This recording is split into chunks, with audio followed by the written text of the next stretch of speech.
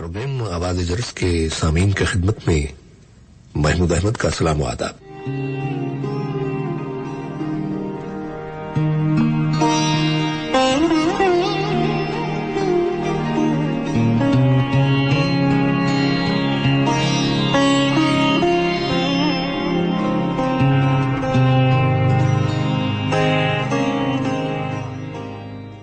بسم اللہ الرحمن الرحیم۔ معزز سامعین، قرآن حکیم کی سورہ آل عمران میں ارشاد باری تعالیٰ ہے جس کا ترجمہ ہے، اے ایمان والو اللہ سے ڈرو، اتنا ڈرو کہ اللہ سے ڈرنے کا حق ادا کرو۔ تو معلوم ہوا کہ تھوڑا سا ڈرنا اللہ کو پسند نہیں ہے۔ اللہ تعالیٰ کو کتنا ڈرنا پسند ہے؟ فرمایا گیا کہ ڈرنے کا حق ادا کرو، یعنی کامل تقوی اختیار کرو۔ اب سوال یہ ہے کہ ڈرنے کا حق کیا ہے؟ ڈرنے کے حق سے اللہ سبحانہ تعالیٰ کی کیا مراد ہے؟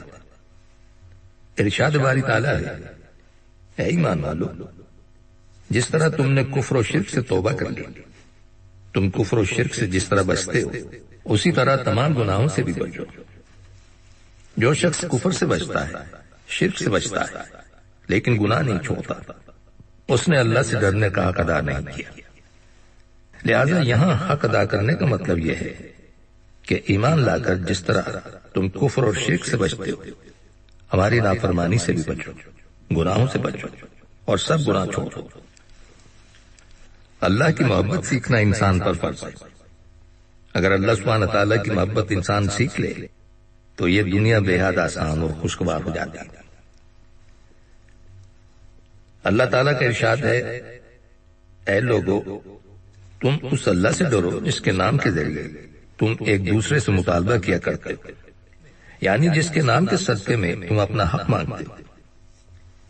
اللہ سبحانہ تعالیٰ فرماتا ہے کہ جس اللہ سے ڈرا کر تم اپنا حق مانگتے ہو، اس اللہ ہی سے ڈر کر اپنے رشتہ داروں کا حق بھی ادا کر اور ان کے حقوق ضائع کرنے سے ڈرو۔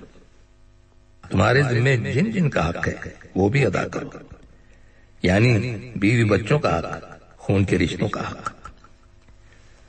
سامعین، یہاں میں ایک بات کی وضاحت کرنا ضروری سمجھتا ہوں، اور وہ یہ ہے کہ اکثر لوگ خون کے رشتے صرف اپنے ماں باپ اور بہن بھائی کے رشتے کو سمجھتے ہیں، یعنی صرف اپنے ماں باپ، بہن بھائی، دادا دادی اور نانا نانی وغیرہ کو خون کا رشتہ سمجھتے ہیں، لیکن بیوی کے رشتہ داروں کو خون کا رشتہ نہیں سمجھتے۔ اصل میں خون کے رشتوں سے مراد وہ رشتے بھی ہیں جو ہمارے خاندانی بنتے ہیں، اور وہ رشتے بھی ہیں جو بیوی کی جانب سے بنتے ہیں، یعنی بیوی کی ماں جنہیں ہم ساس کہتے ہیں، اور بیوی کے والد جنہیں ہم خسر کہتے ہیں۔ خسر کے معنی ہے بادشاہ، فارسی میں خسر اور اردو میں سسر کہتے ہیں، اور بیوی کا بھائی جس کو انگریزی میں بردر ان لا کہتے ہیں، مگر اردو میں بعض لوگ انہیں سالہ کہتے ہیں، اور لفظ سالہ کہنے میں ہمیں احتیاط کرنی چاہیے۔ یہ کہہ دیجئے کہ میرے بیوی کے بھائی ہیں یا بچوں کے ماموں ہیں، اور اگر اردو اچھی آتی ہے تو برادر نسبتی کہہ دیجئے، لیکن برادر نسبتی کا مطلب سمجھنے کے لیے سننے والی کی اردو بھی اچھی ہونی چاہیے۔ انگریزی میں بردر ان لا کہہ دیجئے، لیکن لفظ سالے سے احتیاط کیجئے، کیونکہ یہ لفظ اب گالیوں میں استعمال ہوتا ہے۔ تو بات ہو رہی تھی خون کے رشتوں کی۔ خون کے رشتوں سے مراد ماں باپ، بہن بھائی، دادا دادی، نانا نانی بھی ہیں، اور نکاح ہونے کے بعد بیوی کے ماں باپ، دادا دادی، نانا نانی اور بھائی اور بہن وغیرہ بھی خون کے رشتوں میں داخل ہیں۔ اگر ان میں سے کوئی غریب ہے اور ان کو فاقہ ہو گیا اور آپ نے اپنا پیٹ بھر لیا تو قیامت کے روز اس کا مواخذہ ہوگا۔ اگر وہ غریب ہیں تو ان کی دیکھ بھال آپ کی ذمہ داری ہے۔ اگر کسی کے ساس سسر یا برادر نسبتی غریب ہوں اور ان کو فاقہ ہو رہا تو ان کی دیکھ بھال کرنا گویا کہ اپنے ماں باپ اور اپنے بھائی بہن کی دیکھ بھال کرنا ہے۔ اپنے ماں باپ کے حقوق اور عزت کو تو لوگ جانتے ہیں، لیکن بیوی کے ماں باپ کی عزت کرنا بھی اپنے ماں باپ کی طرح عزت میں داخل ہے۔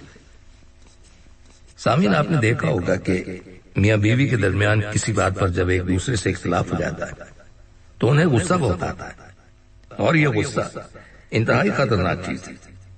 اس بیماری کی وجہ سے کتنے لوگوں کے گھر اجڑ گئے۔ ایک دفعہ کا ذکر ہے کہ ایک صاحب اپنے ایک بزرگ کے پاس گئے اور کہنے لگے کہ حضرت میں آپ کے پاس بہت مجبوری کی حالت میں آیا. میں نے غصے میں آ کر اپنی بیوی کو 3 طلاق دے دی. اب میرا غصہ جب ٹھنڈا ہوا تو میری نیند حرام ہو گئی. میرا ہارٹ فیل ہو رہا ہے اور میں انتہائی پریشان ہوں. میرے چھوٹے چھوٹے بچے ہیں. بتائیے میں اب کیا کروں؟ تو ان بزرگ نے کہا کہ تم نے تو تینوں تیر نکال دی.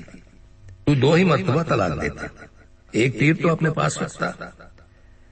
کہنے لگا کہ صاحب غصے میں پاگل ہو گیا تھا. غصے میں پاگل ہو گئے تھے تو اب بھگتو. طلاق تو ایسی چیز ہے کہ ہنسی مذاق میں دے دو تب بھی ہو جاتی، اور غصے میں پاگل ہو کر دو تب بھی ہو جاتی. غصے کے پاگل پن پر ایک بات یاد آ گئی. ایک بزرگ کہا کرتے تھے کہ غصہ کبھی پاگل نہیں ہوتا، غصہ تو بڑا عقل مند اور ہوشیار ہوتا. تو ان سے پوچھا گیا کہ وہ کیسے؟ تو کہنے لگے کہ ایک شخص اگر شیر بھر ہے اور اس کو غصہ آ رہا ہے کسی کمزور پر، اور وہ کہہ رہا ہے کہ ہٹ جاؤ میں اس وقت پاگل ہو رہا ہوں، لیکن اسی وقت اگر اس کا سوا شیر کوئی شخص اس کے مقابلے میں آ جائے تب وہ سوری کہتا ہے، معاف کیجیے گا صاحب مجھ سے غلطی ہو گئی، آئندہ کبھی غصہ نہیں کروں گا. تو معلوم ہوا کہ غصہ پاگل ہوتا ہے اپنے سے کمزور پر، اپنے سے زیادہ طاقتور پر غصے سے زیادہ ہوشیار اور چالاک کوئی نہیں ہے.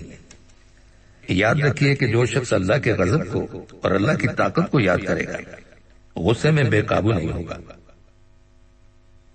ایک دفعہ ایک صحابی اپنے غلام کی پٹائی کر رہے تھے تو نبی اکرم صلی اللہ علیہ وسلم نے ان کے پیچھے سے فرمایا، اے شخص تجھ کو جتنی طاقت اس غلام پر ہے اس سے زیادہ طاقت اللہ کو تجھ پر ہے.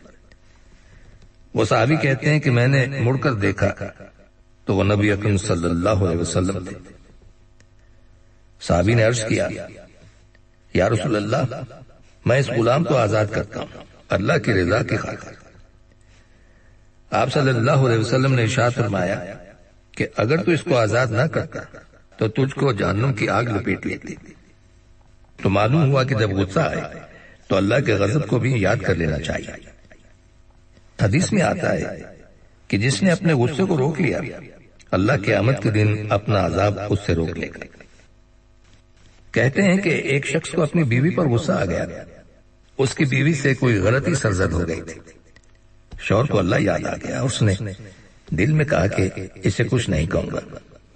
دل میں اس نے کہا کہ اے اللہ میری بیوی تو ہے لیکن یہ آپ کی بندی بھی ہے. بس یہی چیز لوگ یاد نہیں رکھتے اور وہ سمجھتے ہیں کہ صرف میری بیوی ہے. یہ یاد رکھنا چاہیے کہ بیوی بھی اللہ سبحانہ تعالیٰ کی بندی ہے. اللہ آسمان سے دیکھ رہا ہے. ایسا نہ ہو کہ کوئی زیادتی ہو جائے.